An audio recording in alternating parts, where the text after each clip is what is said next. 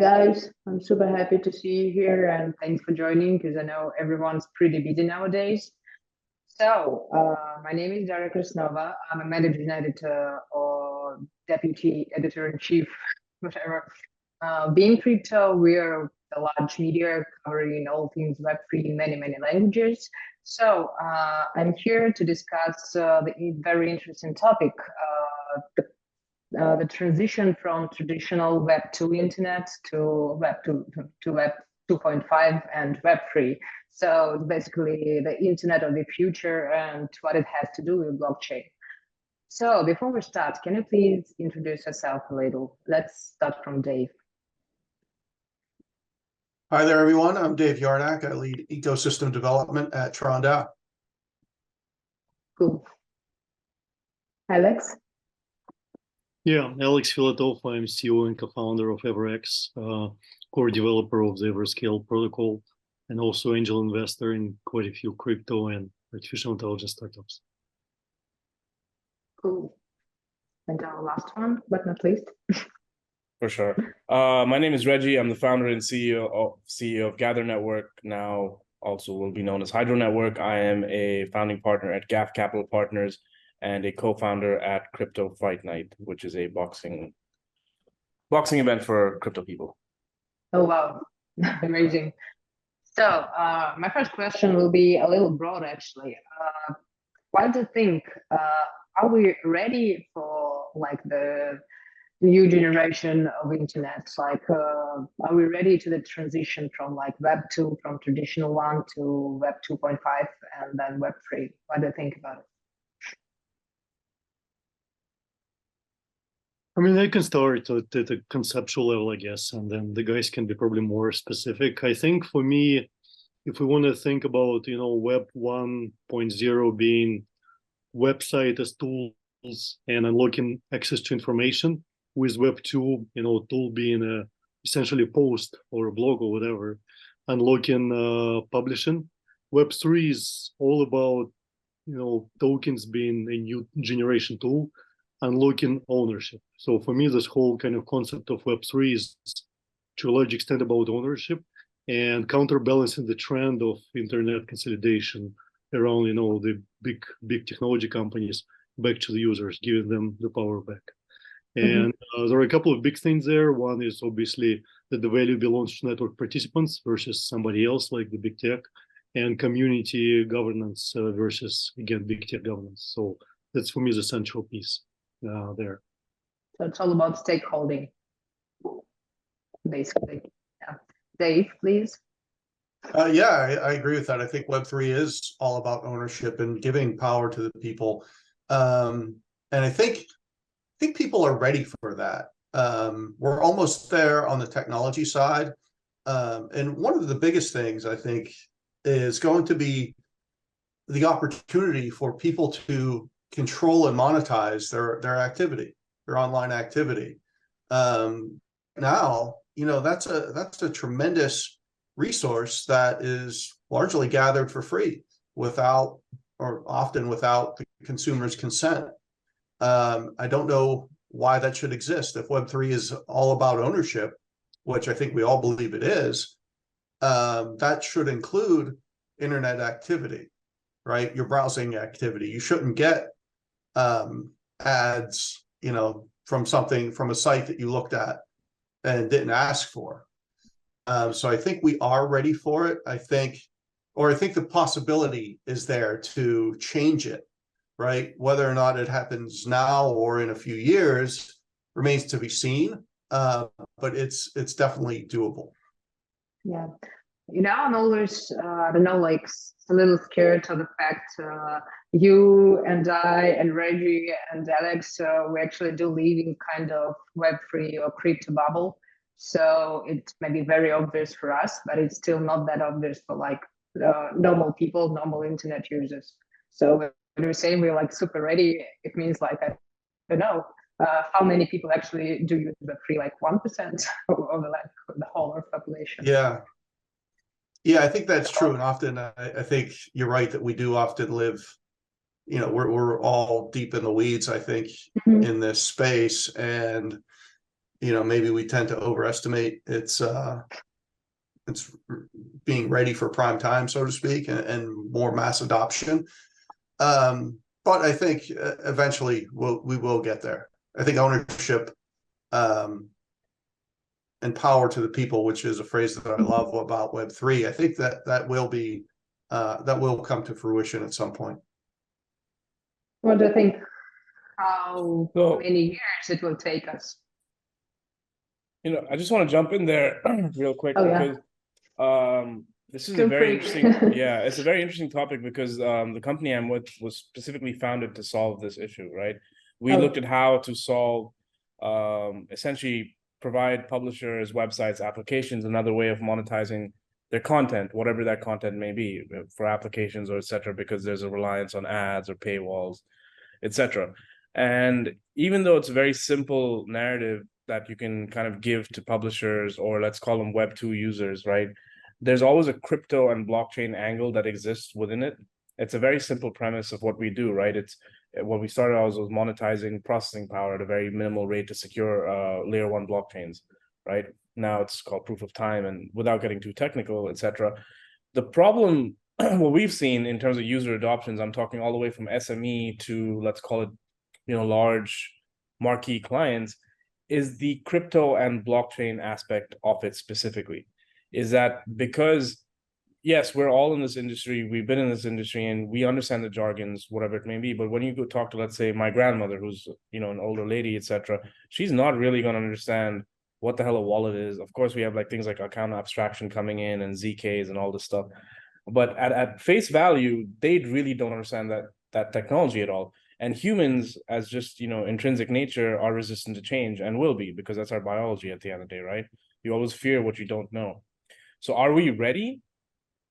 I think there's going to be more trust that's needed from the larger non-crypto audience. And that's only going to come with institutions, right? Over time, as you see, like, I know we're not supposed to talk about pricing and stuff, but what's happening in the last couple of weeks and month with like ETFs, and you see larger institutions starting to use crypto at a certain level, you will start to see the masses then move to that as well.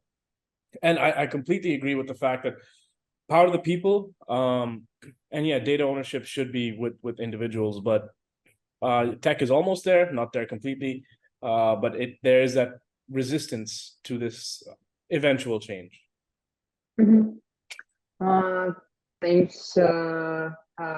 You started talking about media and so on. As a media rep, I can say I see a big problem. First of all, the big medias, the large media outlets, is trying to talk on that language with the readers. I mean, it's super bad because no one will Google it.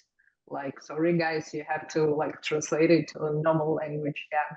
So we tend to overcomplicate things all the time and expect from ordinary people to understand us from the first click. So yeah, that's bad, and we have to work on it as well. Another thing about media, that's my point of view again. Can blockchain help us here? The lack of trust again.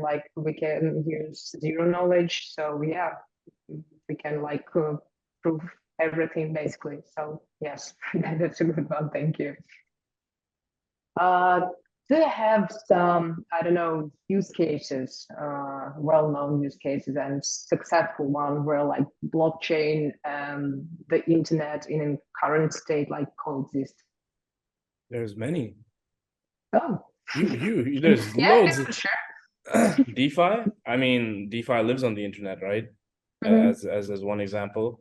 Data ownership, so owning your own form of data or decentralized identities, that's picking up or is picking up steam. Web3 gaming, NFTs. I mean, the whole industry of cryptocurrency, blockchain is built upon the internet. So I think you're gonna have to be a little more specific, unless you're being specific to media. Mhm. I would complement to that. I would add to that at some point my company was pushing the concept called Web3, basically saying that there should be nothing between the decentralized backend, let's say layer 1, but then you still have the front end. The front end will still be internet based, so you cannot bypass. So I agree. I probably can throw in. I'm a big believer in identity management was already mentioned, and the voting solutions. I think the supply chain industry one day will be there. I know it's been 6 years of talking and not much happening, but it will be there one day. Content monetization, I would say, are a couple of other segments on top of what Rajat mentioned. Social fi as well right now is the thing that's picking up a lot. So things like friend tech, and then also more recently gambling, provably fair based gambling. So example of Rollbit, which is picking up quite a bit as well. So those are two, I would say, latest hypes. And before that, we had, I'm sure everyone here uses Telegram-based sniper bots, and other types of that are interesting things. Again, everything in crypto is narrative and hype-based at some form of cycle, right? But it seems like social fi is pretty interesting. Yeah. Yeah, I think the largest, well, what I see as being one of the largest use cases, payments, that continues to pick up speed. I think that's, stable coins and other crypto payments are, when they're done right, they are so much more efficient and so much less costly than the current payment system, that I think that's truly a game changer.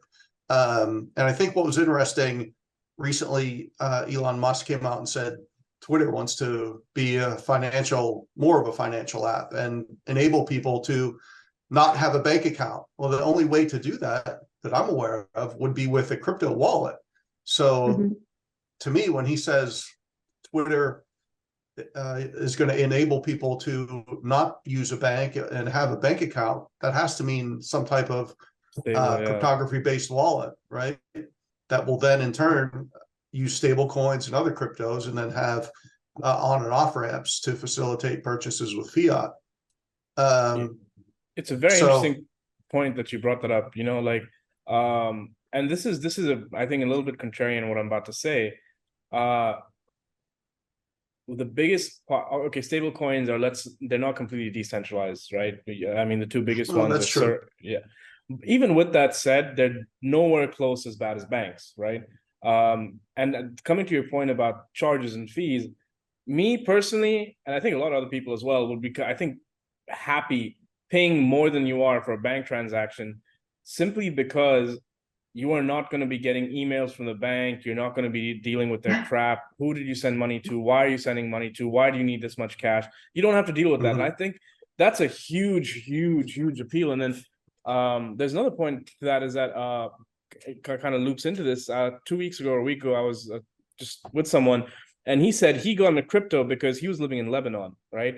And as you know, their currency system has collapsed, as with many other countries in the world. And what literally saved his life, and I'm not exaggerating for any manner of the form, was USDT, was this stable coin, because he was able to remit money, move out here to Dubai, and then start a new life, essentially, because of cryptocurrency and, their banks being what bankers love to do, corrupt scumbags. I bet there's a very high probability that when your friend was in Lebanon using USDT, he was using that on the TRON network. I use the same thing, so of I course. Yeah. I mean, the highest volume is through TRON. Because where I always say, where there's trouble, there's TRON, and we have amazing adoption in places that have unstable currencies, and high inflation, and a place like Lebanon where the currency collapsed. And they're trying. People in these areas don't do this because it's cool technology. They do it because it helps them live, right? So they need to find something that's reliable and secure and fast and cheap. And TRON meets all those criteria. So in emerging markets, in challenging markets, we really have a very high number of users. Yeah, for a region, I'm in Tokyo at the moment, so you probably know, like, Tokyo inflation rate is crazy high. So many people here getting into crypto just to hedge over inflation. So, makes sense. You guys should make that your unofficial slogan: where there's trouble, there's TRON. I'm going to propose that. Yeah, good one. Okay, so what are we lacking at the moment to make this transition to the new generation of internet faster? Like, it can be UX, I don't know, like the simplicity, like, I don't know, too difficult concepts. What else? My point is UX. First I of all, think user experience is certainly one thing, although the industry has been catching up very quickly. If you look at the wallets, I remember I came into the industry more or less in 2016. I mean, forget it. It was 2016. You had to be a geek basically to use the stuff. Now, I mean, MetaVerse was like a pain, a big one. yeah. Now there are tons of great wallets, with amazing UI UX. Some games, we all remember. For example, when Steppen came last year, it was I saw tons of people, migrating and buying those virtual sneakers and trying to get some. Yeah, everybody's smiling. I did that as well. So I think things like that are kind of pushing the user experience forward. The second thing I think is kind of there is still, of course, a lot of fraud and a lot of scam. Unfortunately, we all know the numbers. The third one I would mention is regulation. That is obviously coming in, and it will probably help adoption. For example, I know it sounds weird. For example, some of the big gaming companies that we were talking to are saying that we'll adopt crypto when it will be properly regulated, not like today. So So, Yeah. but it's it's happening. Look at the big brands, global brands that have NFTs. I mean, Starbucks, Tiffany, Nike, Reddit, Time, Adidas, Gucci, Porsche, and they're all 100 million plus user base. So they will bring a lot of users into the space as well. Yeah, speaking of regulation, fostering growth, look at what's happening in Japan with stablecoin regulation. I guess it came out about, I don't know, 18 months ago or so. And since then, now go look at the stablecoin projects that are happening between, Web 2 and Web 3 companies. I think there's quite a few. And they're really pushing to make stablecoins more prominent in their economy. And I think, all it takes is a little bit of guidance, and crypto can work within, a framework if they're provided a framework. I agree 100%. Out here in Dubai, or UAE as a whole, even it's I think one of the most crypto friendly countries that does exist. From you have VARA, and then you have DFSA, and then a few others. They've all come out, and they're providing proper frameworks. They're open to feedback. They will talk to you about certain things. It's not like dealing with the SEC or other regulators around the world. If you made a mistake or you've done something wrong, they will work with you, right? And they understand that this environment that we're in is so fast changing. You have new innovation happening every day, every month, right? That they're actively taking that feedback and incorporating it into their existing frameworks. And the frameworks they have, I think from what I've seen personally, is probably some of the most robust, even though they're one of the youngest regulators out here. And I'm specifically talking about VARA, at least. Here. Yeah, UAE is doing really making positive moves on the regulatory front. Huge, yeah. And it shows, right? You have all the major exchanges that are housed here now. OKX, Binance, CZ lives here, right? Everyone is here at this point, or has some kind of base or something here. Any other regions, jurisdictions that feel like super easy on crypto? Switzerland, I think, has always been fairly straightforward. The regulations might not be the easiest, but they have strong frameworks and regulatory stuff in place already. Clear and transparent. Yeah, I would say Switzerland is certainly paved the way. Malta was supposed to be the one. I'm partially Maltese, so I spent some time in Malta. But the banks didn't pick it up. They were scared, of touching crypto. Otherwise, it would be a big story. And then, of course, you have all the, all the good ones like Hong Kong, to a certain extent, Singapore, to a certain extent, some other place around the world. All the price allocations. Emirates, Singapore, you have to be rich. Yeah, I can see also countries like, Indonesia, obviously Philippines, warming up a lot, Malaysia to a certain extent. So that part of the world is also catching up. Yeah, I think Taiwan as well. I just read something about Taiwan, I believe, recently. Yeah, unfortunately, the US is really lagging behind in regulation, and it's really I think if it keeps up, if it continues, it's really going to negatively impact the country, the economy, and all the builders and entrepreneurs here. Mm-hmm. It hasn't it already though? Well, yes, it has, but it could get worse. Way worse, 100%. Yeah, it's bad, but it's still not that bad, you know. So Yeah, when everyone's and leaving, you'll get it. mhm. But yeah, Yeah, and ironically, I read that North America accounts for like 25%, nearly 25% of all crypto activity, right? And that's a big portion of an industry to occur in a place that not only doesn't have regulation, is almost openly against the industry.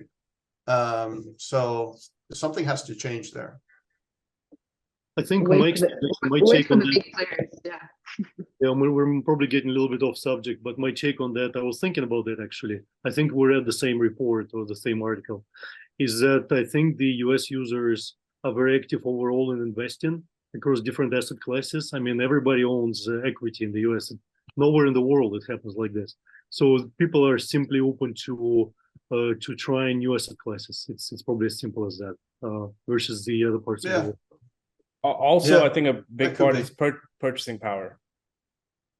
US dollar denominated, right? So people just have higher, I would say, relative disposable income compared to someone, let's say, as an example, Taiwan, India, or wherever it may be, right? People are investing or looking at how to maximize whatever they have in terms of disposable income, if they have any. Okay, let's go back, please, to our main topic, because yeah, regulations. I mean, it's inventable and it will be here. So like for centralized exchange and like decentralized projects, so yeah, one day it will be here. So you guys mentioned NFTs. So honestly, I'm not a firm believer, and I still think like, okay, from time to time, okay, I still think like useless JPEGs and so on. But the situation is changing. So how do you think will NFT in its current form, or maybe some another form, will be a part of like future internet? So will it evolve, or it will like stay as overpriced pictures? I think I can start. Yeah, go ahead, Dave. I was going to say, I think everything evolves. Nothing. I mean, the layer one space might be completely different in 5 years, right? So NFTs are definitely going to evolve as well, and far beyond what we're seeing now in terms of just JPEG art. It is moving into ticketing, which is kind of the next logical, but the impact it can make in entertainment in terms of music and film and those types of areas, I think it's really one area that is particularly of personal interest to me. I think it's incredibly exciting, and it really is going to completely transform the way the music industry works. But again, it makes sense for like content creators, for example, because it like changes the way we own things, but like for ordinary users.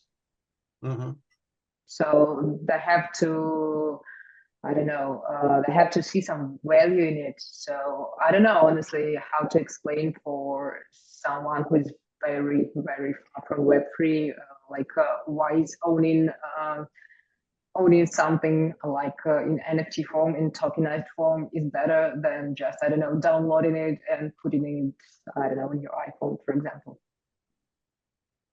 That's exactly building on Dave's points. I mean, for me, NFTs is something totally different. I mean, let's just talk about a couple of big things. For example, Web3 gaming.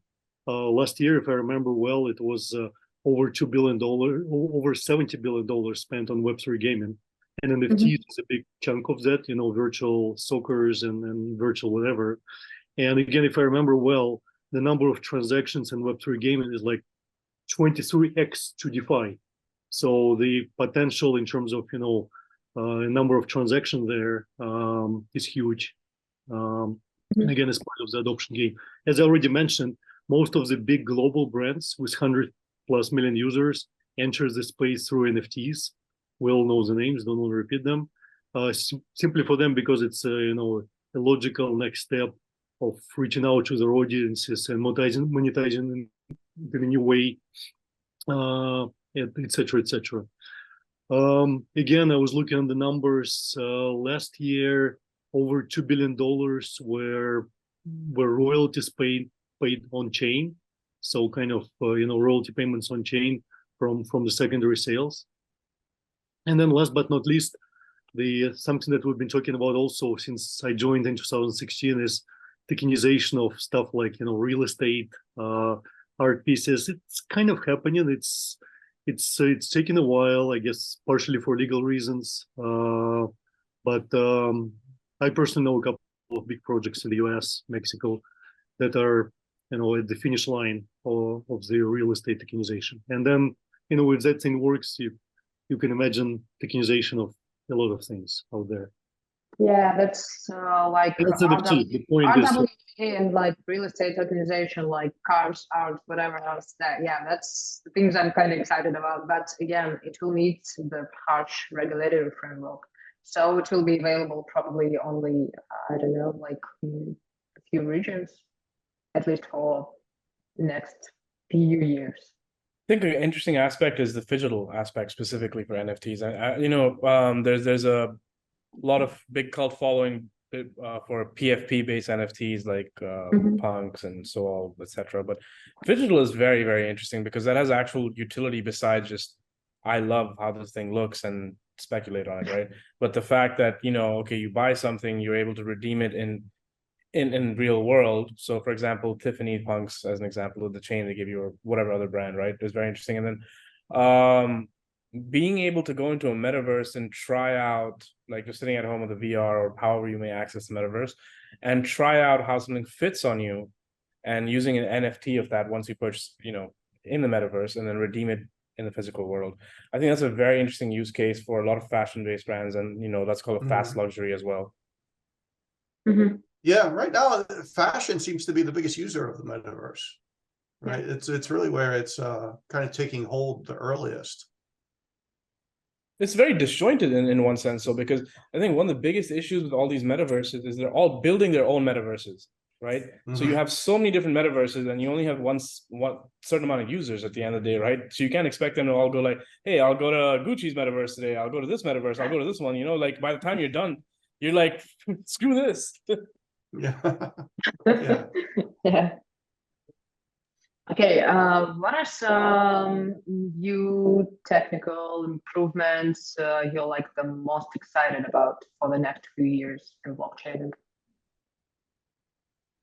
In blockchain and internet merge, let's say it like that. I mean, we still need to figure out scalability, right? Without sacrificing on the other famous trilemma elements. It's coming. We actually do. I mean, we have a lot of L2s, and I don't know how many layer 2s were launched this year, like a lot, and we still have this problem. We'll start seeing layer 3s, layer 4s, layer 6s, layer 7s. The problem is still here, though. Yeah. The other one is there is progress, but still real latency and finality is still an issue. And it's stopping some of the use cases where it's important because, some protocols, of course, cut corners a little bit and came up with things like optimistic finality. But come on, I'm talking real finality when we see transaction in the block and it's really happening. We still need to make some progress there. I'm personally very, very excited about zero knowledge stuff. Different elements of that. I think that's the key to unlocking properly identity management that will, trigger a lot more innovation there as well. So, and of course, interoperability, as we already mentioned, there are tons of bridges out there, but still, it's, every protocol slow and pricey, every protocol is trying to say that we are the new big thing that will disrupt everything, but it's always more complicated than that. So those it's like the thing that goes by default, then you'll launch something, you have to say that. At least, at least it looks so. The standard sales pitch. Yep. Okay, Reggie. Yeah, I think interoperability is definitely one of the key things that needs to be solved. There, the layer 1 and layer 2 space continues to grow, and all these chains, they need to work together, and users need to be able to confidently send their assets from chain to chain, really in order for this to have mass adoption. Mm-hmm. Layer 0 is a good example of how some projects are trying to tackle that. Or let's talk about Cosmos, Polkadot, or all trying to create their own interoperability hubs, to be fair. But right now, Ether is king, no matter how expensive it really is for gas fees. But yeah, right. Mm-hmm. But what's about I don't know, some implementations that can bring us more users and make us like one step closer to mass adoption? Again, now like interoperability and scalability, of course, like super important, but again, it's like super important for us first. So what's about the ordinary users? The ordinary user only cares about very few things, to be very honest, right? Like you got a person who works 9 to 5 or whatever it may be, does not care about interoperability, does not care about scalability, does not care about. That's what I'm talking about. Yeah. All they care about is how can I make money off this thing? Can I make money off it, or can I grow my assets? And that's a sad truth of the current state of the industry. Or have fun. Make money or have fun. Yeah. Make money or have fun, to be fair, but like, is there some kind of incentive, in most cases financial incentive, to me participating or giving my time, which as someone who's working a 9 to 5 or etc., whatever it may be, not us crypto people, why would they spend their time? And generally speaking, it has to come, whereas whatever the crypto product or service may be, it's almost as a side product or a byproduct of the main service or product that's going out there. So for example, a different way how content is monetized, or loyalty points, or whatever it may be. Once one of those things reaches a certain point of mass adoption and users accept that, then other industries will start to follow, because then that trust has been built in inherently, right? But to get there, there's still so many issues, because to get blockchain-based products or services adopted by these large, let's call them multinationals, be it airlines, whoever it may be, right? There's still so many barriers to get there. But once that happens, it'll start trickling into other industries. Yeah, I was talking earlier about how many users of Tron do so not because it's a cool technology, but because it really helps them to improve their lives, right? So what they're doing, they have this incredibly important and valid use case for it to get out of their home currency and to get into something stable. I think we need to see that type of relevance for use cases in other areas, and that will continue to spur adoption. And I think we'll see that on the enterprise side as well. As personally, I think as the economy weakens and corporate earnings begin to fall, usually that's when corporations are starting to look for ways to improve their efficiency. And adopting Web3 technologies is a great way to improve efficiency in multiple areas. So as I don't want to say a weakening economy is perhaps good for the space, but I think it creates more relevance and more urge to adopt the latest Web3 technologies to then derive the benefits of efficiency. Yeah, said but true. So Alex, have something to add here? I think a lot of things have been said. I can probably only mention that, as I guess we all know, it's a well-known fact that that the adoption of blockchain, the curve is perfectly aligned with the adoption of internet, with a gap of about 16 years. Which means obviously we know that internet is now used by 3-4 billion people, probably 4. It means that blockchain will be there one day. I looked at the curve. You're very optimistic, No, but I looked at the curve a few days ago. If we continue to stay on the internet adoption curve, we'll be at 1 billion users in 2031, if I remember well, which is basically around the corner, and then it can be exponential. And also I'm looking at the new generation, like 14, 15, 16, 17 years olds, people who grew digitally native from their birth. For them, crypto is like a